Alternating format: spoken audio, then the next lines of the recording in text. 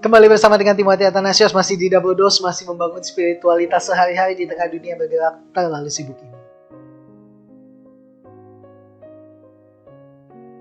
Tanggal 3 September dan hari ini kita akan berbicara tentang the pursuit of happiness. Dan firman Tuhan saya ambil dari Wahyu pasal yang kedua ayat yang ketiga. Demikian bunyi firman Tuhan. Dan engkau tetap sabar dan menderita oleh karena namaku. Dan engkau tidak mengenal lelah. Lebih dari satu dekade yang lalu ada satu film yang layak tonton berjudul The Pursuit of Happiness. Film itu mengisahkan perjuangan seorang ayah tunawisma dalam mencari pekerjaan, membesarkan anak, dan mengejar kebahagiaan. Satu kalimat yang paling berkesan yang saya ingat dan tidak bisa saya lupakan dalam film itu adalah mungkin kebenaran itu hanya bisa dikejar, tapi tidak bisa didapatkan. Benarkah demikian? Seringkali dalam hidup kita yang sederhana ini kita berjuang demi kehidupan yang lebih baik. Kita berjuang, kita berdoa, kita bekerja mati-matian setiap hari, tapi sepertinya tetap saja masih jauh dari kebahagiaan. Kenapa? Karena kita pikir bahwa kebahagiaan itu adalah sesuatu yang kita kejar. Semakin kita kejar, semakin dia menjauh. Nah, kita perlu memahami bahwa kebahagiaan itu adanya hanya di dalam Kristus Tuhan, bukan di dalam hal-hal lain. Jika kesenangan kita, kebahagiaan kita tergantung dari situasi, dari ayah, ibu, om, tante, saudara, kakak, adik, dan sebagainya, kita tidak akan pernah menemukan kebahagiaan.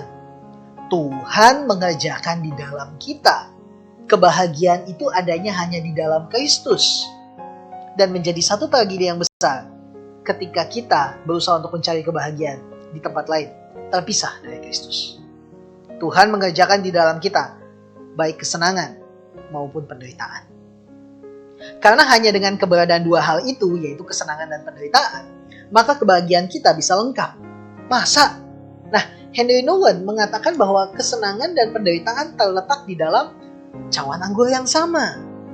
Jika kita perhatikan baik-baik, maka di cawan penderitaan pun kita bisa menemukan kebahagiaan. Dan setelah kita merasakan penderitaan, barulah kita dapat menghargai kesenangan. Itu baru dinamakan kondisi yang berbahagia. Hanya ketika kita lapar, kita bisa menghargai makanan. Hanya ketika kita haus, kita bisa menghargai minuman. Hanya ketika kita sendirian, kita bisa menghargai pendampingan dari orang lain. Hanya ketika kita menderita, kita bisa menghargai sukacita. Kebahagiaan bukan untuk dikejar, namun ditemukan di dalam penderitaan sehari-hari. Sekali lagi, kebahagiaan bukan untuk dikejar, namun ditemukan di dalam penderitaan kita sehari-hari. Itulah kukeringan yang dipasangkan Tuhan kepada kita. Matius 11, 29-30. Hari ini, don't worry.